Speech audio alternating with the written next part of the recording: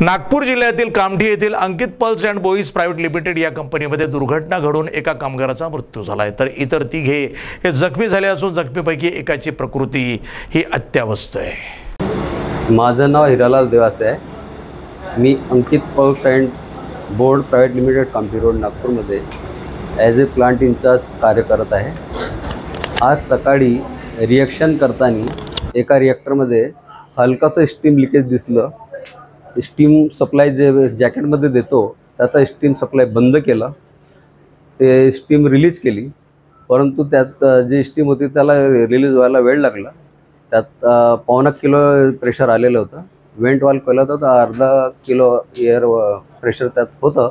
त्याच वेळेस डमी वॉलचं नेकपासून फ्लॅन समेत ते उखडलं आणि त्या उकडून ते डायरेक्ट खाली पडलं आणि ती गरम स्लरी थोडी वर उडली आणि तिथे जे काम करत होते त्या घटनेत 6-7 लोक जखमी झाले। त्यातला एक मृत आहे, एक थोडासा जास्त सिरियस आहे आणि 5 लोक साधारण कंट्रोलमध्ये आहे।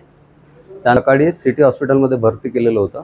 आता त्यांना अजून चांगला उपचार मिळाला पाहिजे आणि त्यांना बरोबर तंदुरुस्त करता आल्या पाहिजे, त्यासाठी त्यांना अरिहंत हॉस्पिटलमध्ये शिफ्ट करण्यात आलेलं आहे आणि त्यांना चांगला व्यवस्थित उपचार मिळाला पाहिजे ही पूर्ण कंपनीची प्रयत्न आहे।